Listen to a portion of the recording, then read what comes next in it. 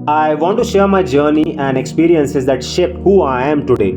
My story begins in the Muslim city of Aurangabad, where I became black pilled. Growing up in this environment had a profound impact on my worldview and how I interacted with society.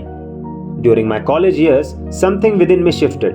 I was never one for showing off, but suddenly I found myself in a college full of women and I started to show off. It was as if I was trying to compensate for something I felt was missing. Reflecting on it now, I realized that if I had pursued engineering instead of mass communication, my social skills would have been even worse. My time in college was a period of intense learning, not just academically, but also in terms of personal development. I spent those years mastering English and gaining a wealth of knowledge. One significant turning point was the shattering of my ego and self-centeredness. I believed the universe had a plan for me, and certain events were designed to break down these barriers. For instance, I struggled to accept that I was no longer a government officer. This was a hard pill to swallow, and it forced me to confront some harsh realities about myself. I poured all my energy and efforts into making my prank channel successful. This pursuit became an obsession, but it came at a cost of letting go of my self-respect, mannerism, and good behavior. Despite getting into the CISF, I couldn't develop self-respect. There was always a void inside me, a feeling that something was missing. This led to a habit of lying, as I was living in a world of lies. I had several profound realizations along the way. The first was that men and women are not equal. This was a hard truth to accept. The second was recognizing that gay people, atheists, and feminists pose a threat to traditional men. The third realization was that most people are ordinary and extraordinary individuals have to adjust to fit in. These realizations fundamentally changed my perspective on life. Throughout my life, I never commanded respect from others, because deep down my subconscious mind was content with staying as a chichora, a frivolous person. My creativity was both a blessing and a curse, hampered by low social intelligence. It wasn't until I attended my PG college that I experienced true enlightenment. This period forced me to confront my insecurities and traumas head on. However, my mental issues followed me to XIC college in Mumbai. I thought I could find peace, but breaking free from the chaos was difficult. I was naive when it came to interacting with women, and I didn't understand why they didn't find my jokes funny.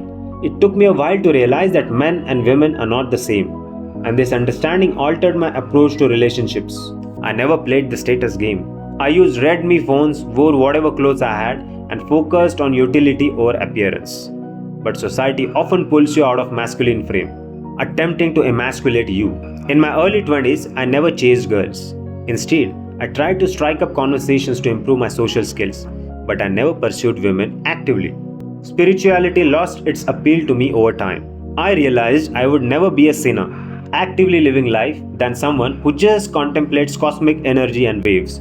Making these kind of videos is a form of catharsis for me. It helps me understand that mental issues can be addressed through catharsis therapy.